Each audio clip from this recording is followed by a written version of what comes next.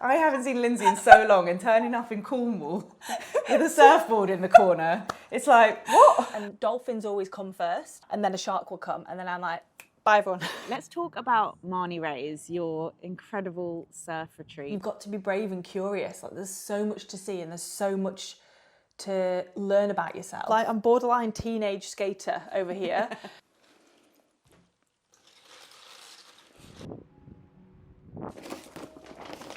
Guys, I'm in Cornwall. Can you believe it? Foggy mornings in Cornwall. I'm so excited. Today I'm going into the home of Lindsey Holland. Lindsey left London. She fell in love with surfing and she ended up creating an entirely new life around it, including starting a women's surfing retreat called Marnie Rays. I love stories like this, where one thing completely changes the course of your life, and I can't wait to spend the morning with her and hear more about it. You're soaking. I would actually love a cup of tea, please. I can make Thank you a you really so good... much. Georgia, do you want tea? I would love a tea. You only get like good northern brews in this house. Do you want sugar? No sugar. I knew you'd all I'm say no sugar, no sorry. sugar. Are you, No are sugar. you a sugar? I say I have half a sugar, but actually it's one. I imagine your mornings look quite different now to before. Yes. What's like a typical morning for you like now? Oh, I'm like... I'd love to say I was a really early riser. I'm only an early riser if the surf's on. Okay, good. I'm not an early riser. I like to get out and like have a dawny, which is like dawn, and be in the water when the sun comes up, and it's always quieter because everyone's at work. Yeah. So you can get a good solid few hours surfing. But that's like big prep, big early night, big carb tea before I go to sleep. Yeah. Should we go sit down? I feel like we've got a lot to talk about, a lot to catch up on. Let's do how it. you got here. Okay, so let's rewind a bit for anyone who doesn't know. Like, what did life look like before this? I'd been in London for 10 years, and I'd first got there and was working as a physio, actually. Yeah. And then kind of always had a blog on the side. It just kind of grew from there, and I spent this 10 years in London kind of finding my feet, figuring out who I was, finding my friends. You were very much like the East London cool girl, leather jackets. This is what I want to show, the contrast of I haven't seen Lindsey in so long, and turning up in Cornwall with a surfboard in the corner. It's like, what? I know. So I'm trying to work out when this big transition happened. The transition happened when I'd been in a long-term relationship and that ended, and I felt I was so incredibly heartbroken, but not because it had ended, but because I lost myself. Yeah. And I was like, oh, I don't know who I am anymore. I just completely let him and his life wash over me, and I just was like a shell. A lot of people, I think, can relate to that. It's Honest to so God. common, It whether is, it's isn't a romantic relationship or a friendship, and then yeah. you just think who am I now? Yeah. And I was like, where's my joy? What are the things that light me up and make me excited about life? And I kept thinking, is this it? Am I depressed? What's happening? And am I going to learn everything I'm going to learn in my life now? Is that it now? Does this just stop?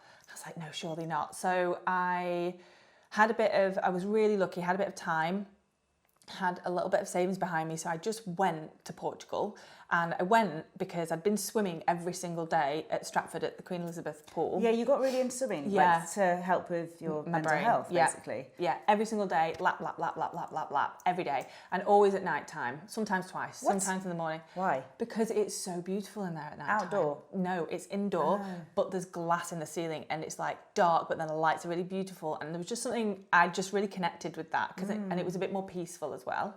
You shouldn't be swimming at night indoors, but I was. I felt like that. I was like, oh, I'm just going to go out. And it was open really late as well, so I did my best thinking in that pool. And because I knew I was really drawn to the water anyway, always swam, I've always just had this affinity to it.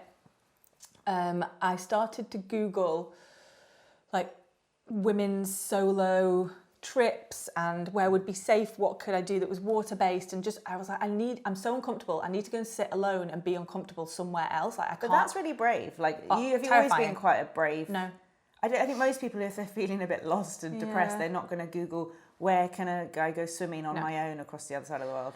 I don't know what I think the switch was that I was so desperately sad that I didn't know what else to do. I'd been at the doctors and they prescribed me antidepressants. And I knew I wasn't depressed, but I was like, I don't know what else to do because I feel so incredibly not myself. I took the antidepressants for like a week. They did not agree with me. It made me so poorly. I was like, that is not it. And I was like, I know that I'm not depressed. Like this is not a chemical thing. This is something I need to go through. It's expansion and growth that I need to follow. Right. So I ended up. Portugal came up. Yeah, from Portugal the Googling. surf retreat, and I was like, surfing? I've always wanted to be a surfer. I was like, from being a young teenager, I always wanted to move to Australia, get sleeves. I mean, it tattoo suits sleeves. You look like an Australian surfer, so that's great. You got the easy hair for it. Yeah. I can't swim. It takes too long to do my hair off. Really? Yeah, Oh, no. You've got to have easy hair for surfing and swimming. Easy. It's very fine, my hair, so I think it lends itself well. But I'll get in the water and I maybe not wash it all week because it's like crispy and salty. It's my favourite thing in the whole world. Had you ever tried surfing before? No, never. Wow. And I was like, this looks so cool. I was like, I could do this. So fell in love with it. I was going to say, do you remember the moment that you fell in love with it? Yeah. And thought, this is it. And I had the most surreal experience I very much believe in like the universe, whatever you think is out there, whatever's going on, like it's going to do what it's going to do, and you're always going to land in the right place. Like I always trust it, and you're always caught in some way, even the bad stuff. And I remember you start in the whitewater as a beginner surfer, so like where the wave breaks and then it's like the crumbly waves. And then what happens is you progress, you can paddle out back, which means you're catching unbroken waves. So you're catching them when they're just forming and they're chunkiest, and you can ride it all the way into the whitewater. Yeah. And I was paddling out back, and I got out back and I was like, oh my God, like this is great. Like I'm on like big waves that felt really big and beautiful to me. Well, they are big. Yeah. And we were sat there and I was just like, I was overwhelmed with like frustration and peace all at the same time, because it's a really frustrating sport. But when you crack it and when you're spending that much time in the water, it is the most reassuring, beautiful thing, because it just reflects back at you what you need. It will absolutely throw you around and it will make you upset, but also it's so calm and like can mirror so much peace that I can't describe it. It's incredible. I was going to say, like, what do you feel like it gives you that other things, that swimming in a pool doesn't give you? Like adrenaline. Oh yeah. Resilience. Loads of joy. Like the feeling of being up on a wave and catching a wave and just like getting up and trimming is like the best. That's obviously you paddle back and do it again. You paddle back and you do it again, and you're in for hours and hours and hours. Did you have to overcome a bit of fear? Huge. It's I scary. still do. I went and it's a solo thing as well. Yeah, for sure. Even if you're with people, you're on your own. You're on your own. There'll always be people in the lineup, like where everybody sits out in the water. It's called the lineup, and there'll always be people there that you can chat to and that want to, like be involved. And some people want to be alone in their thoughts and they're using it as a therapy. But yeah, you aren't alone, but it is a very solo experience, if that makes sense. Yeah. Obviously, we're going to talk later about Marnie rays, which is amazing. But was there a point where you felt like, oh, this is going to become a big part of my life? Like, this is not a little like fun hobby when you first do the little first retreat and stuff. Yeah, absolutely. I think after Portugal, I kind of slipped a bit back into London life and was like, oh, I really loved that. But then work picks up and all of these things happen, life goes on. And then there was another turning point where I really started to like come to life again and find myself. And I was like, why am I not surfing more? This is crazy. Like I need to go and find it. So then I just started traveling all over the world on my own, just surfing. And like I'd get a coach in every place to make sure I was safe at the new breaks and the new waves, because there's all kinds of things to consider when you're surfing somewhere new. And it was like incredible. And I remember bringing my audience on the journey. It was in Hawaii, and everybody was really resonating with the fact that I was like in my mid-30s learning to surf for the first time and kind of being alone and putting myself out there. Yeah. And it wasn't necessarily that it was surf, but it was learning something new and challenging yourself. And I was just, one day I thought, well, I'm just going to ask, like, do people want this? What if I put something on that was like surf, connection, girls, like all being together? Is this what we want? And they were like, yes. And it's the most engaged anyone has ever been with anything. And I think it just was so aligned for me that people can see, and you recognise parts of yourself in everybody, don't you? Yeah. Did it feel exciting or scary? It's exciting. You are such a glass half full person. Oh, yeah.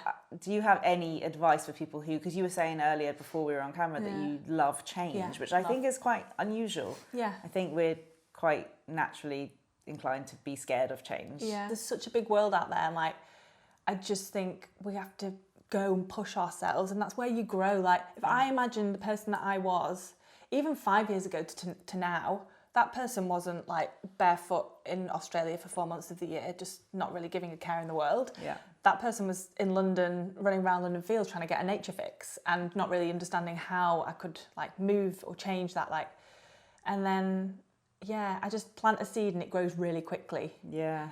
I don't know what it is, but I just think you've got to be brave and curious. Like, there's so much to see and there's so much to learn about yourself. And yeah, I think it's hard to do the work as well. I think it's hard to push yourself out of your comfort zone, hard to be uncomfortable. I hate it. I hate being uncomfortable, but the very best things in my life have always come from me being uncomfortable and just letting it be here and be like, yeah, I can feel you. I know I'm uncomfortable. This is not good. But I accept it, and, you know, what is going to happen is going to happen. Yeah. I think it's very brave. It's very inspirational. I feel like we can't talk any more about surfing without actually going to have a little look. You've got a little surf shed here. Yeah. And shed it is. Can we go and look at your surfboards? Yeah, I know nothing about surfboards.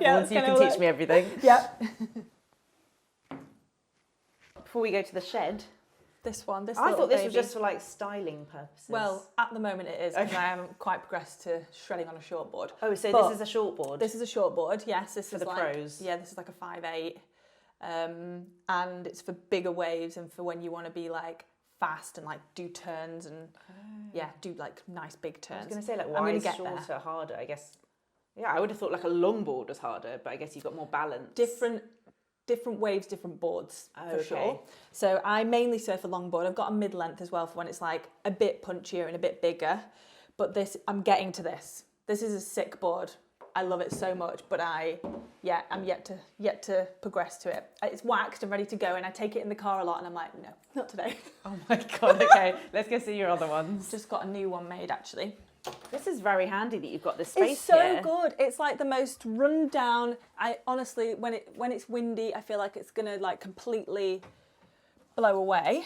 But this is where Like a little everything conservatory lives. thing. All my surf gear is in here. Oh so my God, you're such a pro. Wetsuits. Look at all this. I went surfing the day before yesterday, so that's why I was all here. But all my gear is in here. Are you used to wetsuit life now then? Yeah, right. I mean, I huff and puff and moan, and I'm very vocal about getting in and out of I one. was going to say, is there a trick or it's just awful? No, it's just awful. And a lot of the time, it's just so unflattering. I'll be sat and it'll be down to here and I don't have the energy to get it off. And I'm just like walking around the car park like, can someone help me? Do you wear a bikini underneath? Nah.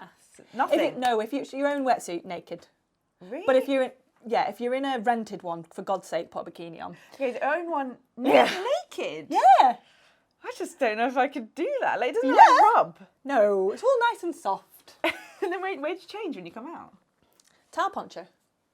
Put the Wow. towel on and then you just like take your arms out and you just... Oh, very Don't- good. just Is don't it wear really underwear. cold in Cornwall to Yeah, surf? it's absolutely freezing the water. It's the Atlantic, so it's like... At the moment, I think it's 9 degrees. Wow. So it's pretty cold. It's hands and feet. So when it's in the winter, it gets painful on your head. So you wear a hood. It's got a hood on it. So you put a hood up, look like a seal, and then gloves and boots as well. Wow, Yeah, I 'cause you hadn't even can't feel- considered the fact that you're still surfing in winter. Oh yeah, 100%. Best waves in the winter here. So you just get up and get out. How long can you stay in the water for when it's that cold? I probably do 3 hours. Wow. Yeah. George's eyebrows raised so high from behind the camera. Yeah, probably about 3 Wow. hours. And the only reason I get out after 3 hours is because I need a wee, and I can't wee in the sea, and I don't want to wee in my wetsuit either because they stink if you pee in them. Oh, yeah, that's fair. So, but I also But need a really seaweed's steady great. environment. But I can't even do it when I'm swimming. I need like even on the train, if it's too rocky, I'm like holding on to everything, like concentrate and do your wee. I have to speak to myself. I don't know what it is, but yeah.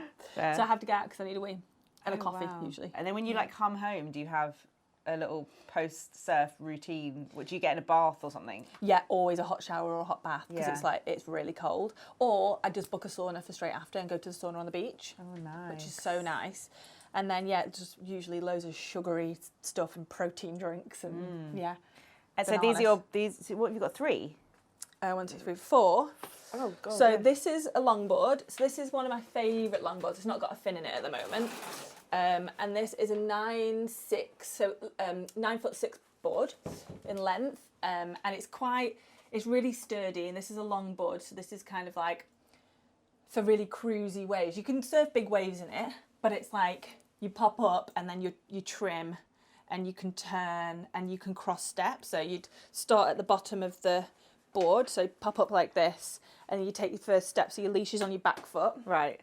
And then you cross step all the way to the top of the board, and the aim is to get your toes on the nose. Wow. And then you can cross step back and then turn the board and go. It's just such a beautiful, like graceful, lovely thing. How long do you think it's taken you to get to the point? Because, like, to me, you sound like a proper pro. Like, you know all the words, all the things. How long do you think it took to get to you felt confident being like, yeah, I could be around surfers and I know what they're talking about? Like probably that Maldives trip, probably How solidified. How long into? That was only last year, so that's like 5 years. Oh wow. Okay. Yeah. Right. But that's 5 years of not consistent water time, of still being in London and still travelling, and like now I'm here, I'm in the water consistently, so I feel so much better. And I was just in Byron Bay for 3 months at the beginning of the year, and I was in the water 3 times a day. Were you scared of sharks? I saw so many, and I just at the beginning, like they would be in the lineup like around, and dolphins always come first. Right. And the dolphins come and they swim and like bob up and down between all the surfers, and we're all like, yep, and they come to warn you. And then a shark will come, and then I'm like, bye everyone. Oh my god, yeah, okay. So like I will get out. Like if they're docile and chill and they're not bothering us, then I'm fine. But at the beginning I found it really hard to just to be chill. So I can't even swim in Australia without being like, really. I just even like in the shallow bit. It is tricky. Yeah, it is. And it like is a big thing in my brain when I'm there, and especially when you're somewhere that's like where the peak or the break is far out and you have to paddle out, and it's darker and deeper. That's obviously where the sharks like to be. Don't watch that film with what's her name? Blake Lively. No, God no. Can I say I always get served TikTok videos where they're scraping the wax off. Oh, that's because you like ASMR. It's so satisfying. Yeah. How often do you have to like do that? This is probably due. It's like it's really mucky. Oh my god, you just go for it. Yeah, you have to. There's like a certain way to do it all. I've never actually done it before. Oh, haven't you? No, I haven't. I'm not a detail orientated person, as you can probably tell. I just like I just sling everything around. So there's this one, and then this one is my new one. How much? Am I allowed to ask how much is a surfboard? I have no idea. I couldn't even guess. Yeah, so like that was 1,000. Oh wow. This one would probably be. Oh yeah, I saw you get this one. Yeah, this one was a gift. I was very lucky. An amazing shaper based in Cornwall called Day Surfboards, Jack Day. Wow. We worked together to make like my perfect colour, perfect length, perfect board, because I love this board, but there was some things I really wished it did. And now this one does, and it shreds. It's so good. Oh, so, wow, I love the colour. It's so good. It's like my perfect sunshine board, and yellow is my favourite colour. Oh, I love that. So, yeah. Oh my god, the yellow and the red. I know. So nice. Really good. So this is, she's new. I've surfed it a couple of times. Do you name them?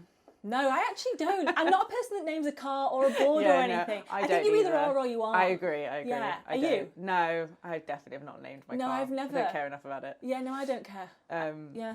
I care about my surfboards. But you do call her a she. That's why I asked. Oh, yeah, sorry, they are girls. Yeah, they've not got names, but they are girls. Obviously. Obviously.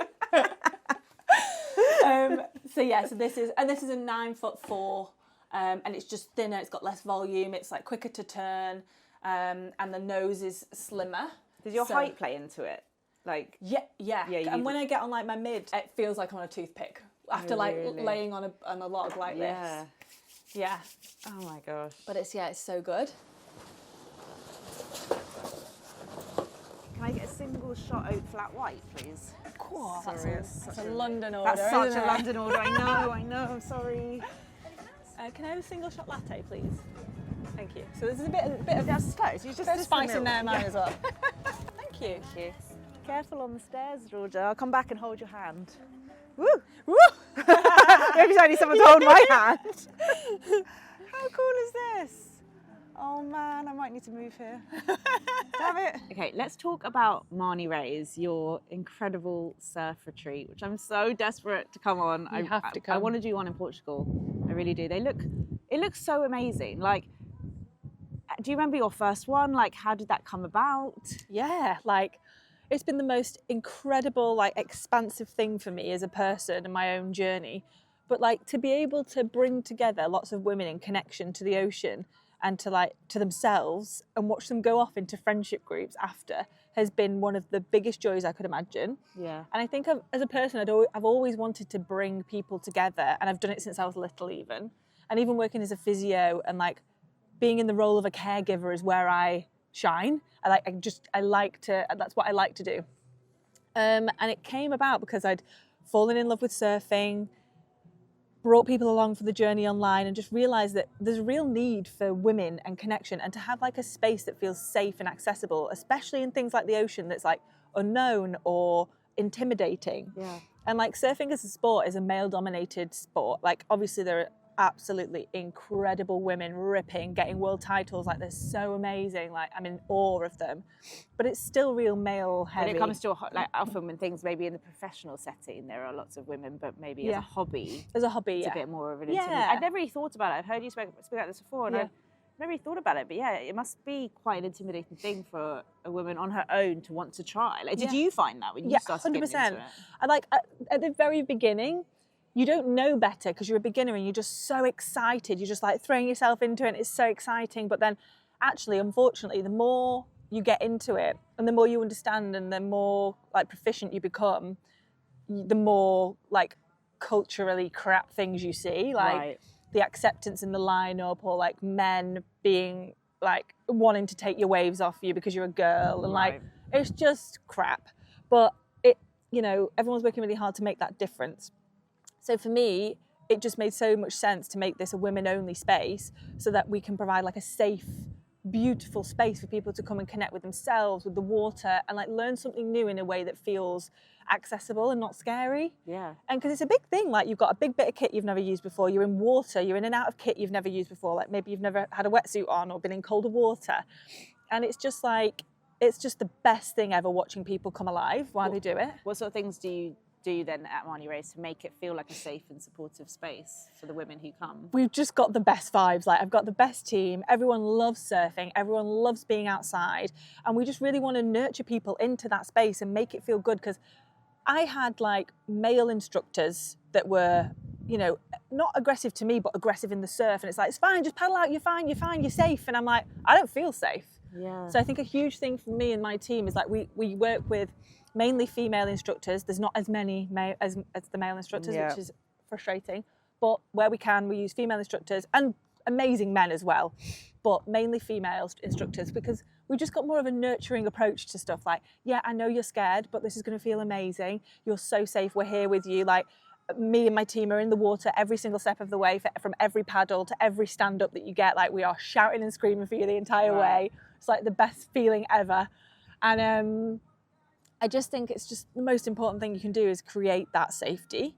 And we get women who come back year after year for that reason. And it's so much more than just surfing, Like I mentioned, when I was in Australia, I did like a surf school thing, but it was very much just let's learn to surf. Whereas the Marnie Race retreats, I mean, tell us about it. You get local chefs. It's a lot of round the table chats. So it's built on connection, really. Like in that same way that I needed connection to myself and found it via the ocean and fell in love with the ocean and what it brings. It's that. It's people finding parts of themselves that are either missing or they haven't unlocked yet. So we learn to surf, we do big, beautiful yoga, stretchy opening, hip opening, shoulder opening, because when you learn to surf, like your shoulders are wrecked and you will sleep like a baby because it's exhausting. And then we will always explore the local towns. We work with local chefs. We work with local surf instructors and guides who know the area and the breaks, and we just try and bring all of the culturally relevant stuff from the area into Marnie Race, and it makes it really special. And we always go to places that have like a vibe, so like a beautiful wine bar, an amazing dinner, like it looks cool things like to see vibe. And do, like something that you'd want to go and do on a girl's holiday, as well as like the mindful slowing down in yoga and having like a 20-minute shavasana if you want. If that's what you need, that's what you need. But I think what's important for anyone who's listening who doesn't know about Marnie Race, it's not something it isn't like a girl's holiday. Like most people come on their own, right? Yeah, absolutely. But it feels like a girl's holiday, even though everyone's on their own.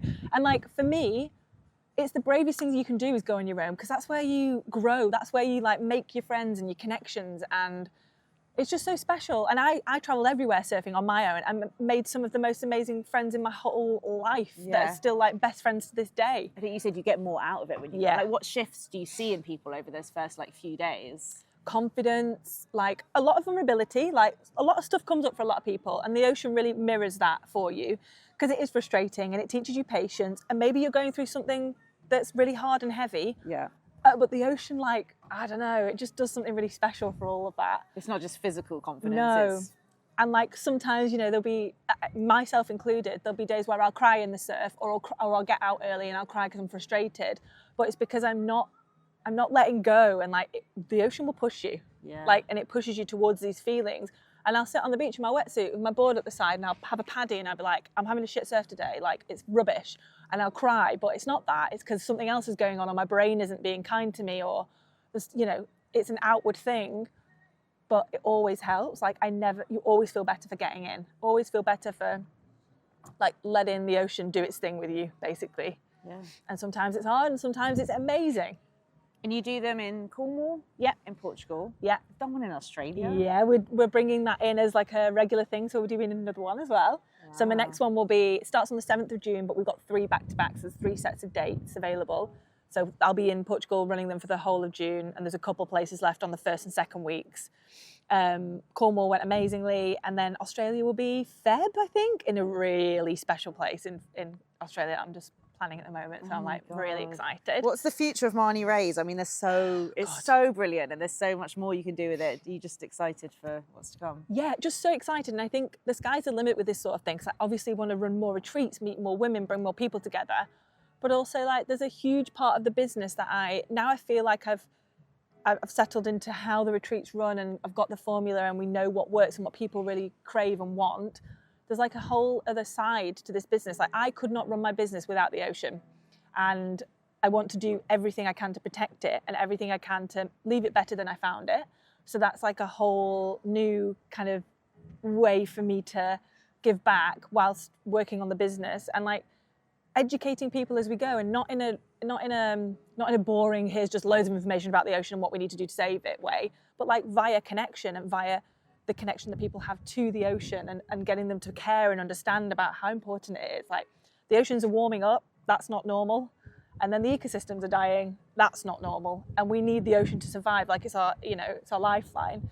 So yeah, that's like really important to me. And now I've got more brain space. I'm so excited to get stuck into that area. That's so exciting, and it weaves in so perfectly with everything you do. And like you said, it's exciting to be able to educate people in a way that isn't just like sharing a meme or donating to something. It's like doing it in a community way. And how do we care? Like we're all values-led people, but people aren't just looking for information. It's boring. Like how do we connect about it all? Like the way that I connect with it is through surfing and through swimming and through being surrounded by it all the time. Something I definitely noticed, and we've kind of touched on briefly earlier, is like your whole lifestyle has changed so much. Yeah.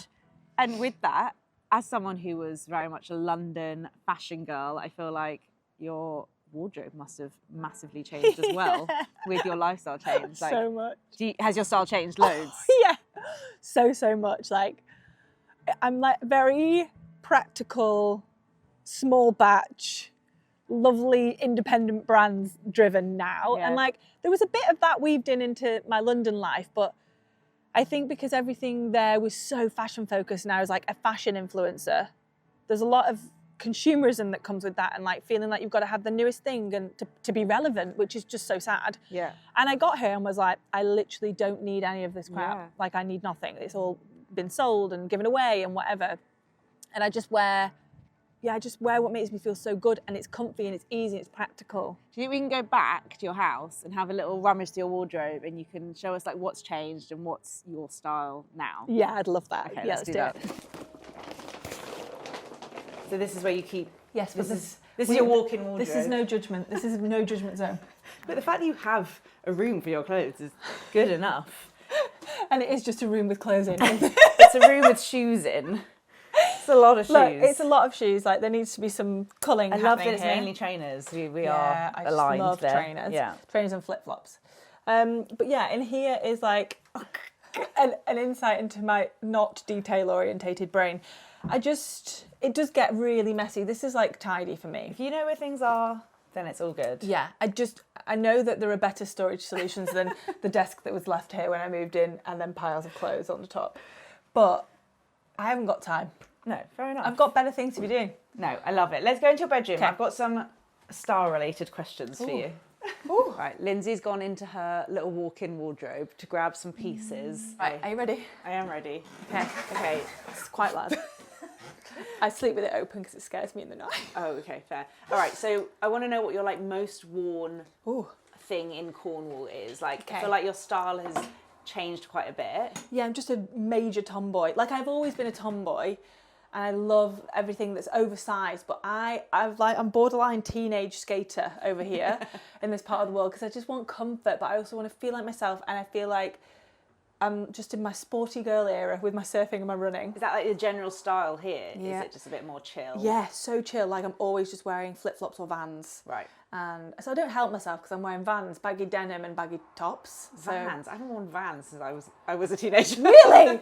Oh my God. Vans back in. Have I missed the memo? Vans are like my most Are loved they? trainer. Yeah, there's the holes in them. There's no soles in some of them. Like, Oh. they're amazing. And I bought some new ones the other day. And I was like, I don't want to wear them because they're too new. Oh yeah. No, I get It's a that. really bad problem. Okay, so this yeah, is this your would be Cornwall like look.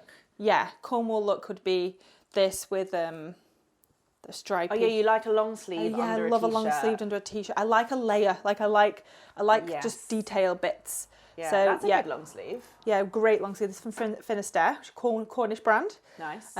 So just like, yeah, nice big like boxy t-shirts with Yeah. stripy bits or like another layer underneath. And I run in stuff like that as well. Yeah. So I run in stuff like that, but I'll also wear it to like the pub with maybe like some more slim denim and a loafer. Yeah. So I can smarten up when asked. I was going to say, because you still do go back to London, so Yeah. do you feel like you've had to keep like 2 wardrobes? Yeah, it is. It's like your London wardrobe is so different, and all the girls here say that as well. Oh really? That when they go to London, they're like, oh, get my fancy wardrobe out. That's And so like, funny. yeah, so it's just crazy like how it changes. Like I feel the most me I've ever felt in my style.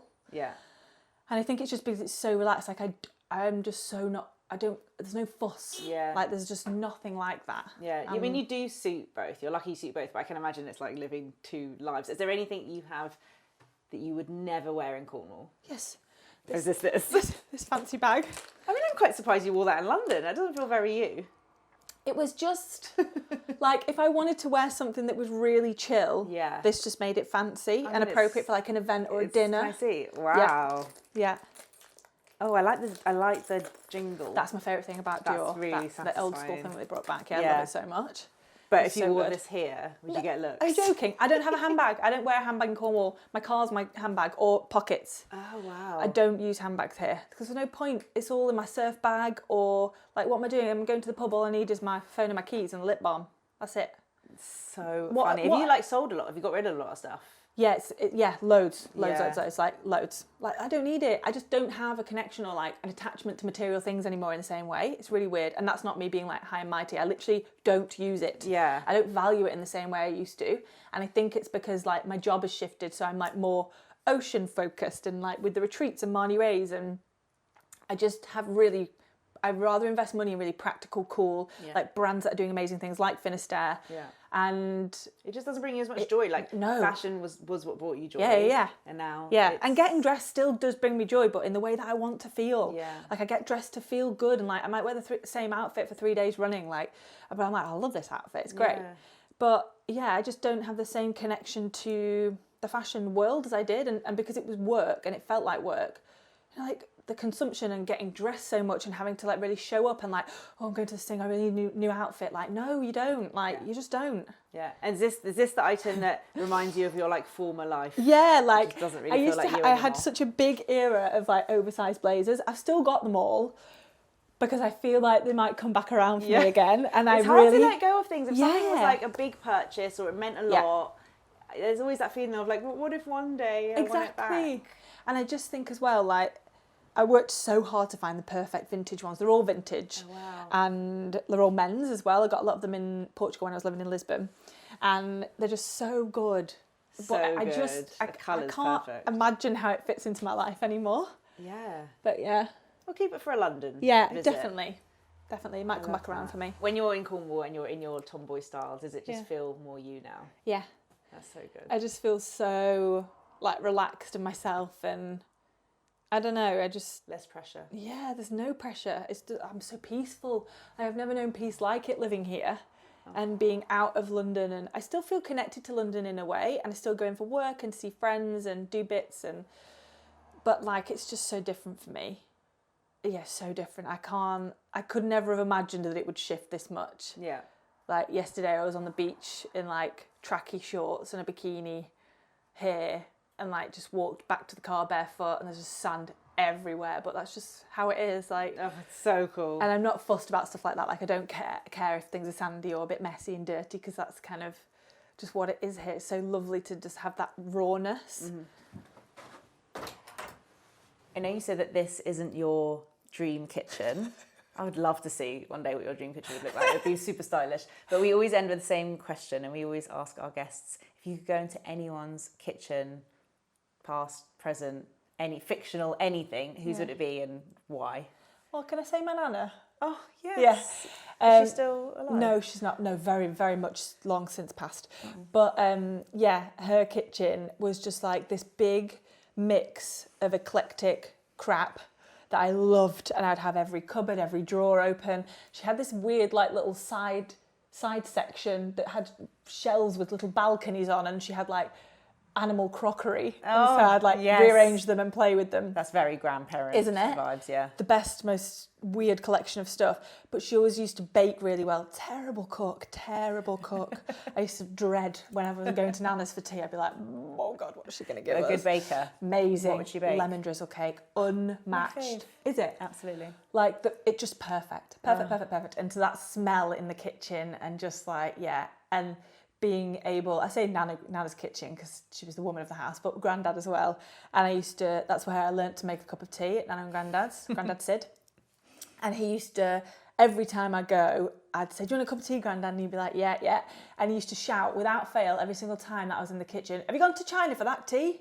I'd be like, oh, it's brewing. God. Yeah, I'm like, it's on the way. He's like, you've been so bloody long. Is that as far as you've gone? And I'm like, all right, okay, I'm on my way. And he used to have 2 sugars, and he's like, pile them up, not flat ones, pile them up. So just lovely memories of being in that kitchen and like having some autonomy and like coming in with cups of tea for people. And, oh, I love that. That's a really special answer. And also the other thing was that all those grandkids had money boxes in the last cupboard on the left before you went outside to the back garden.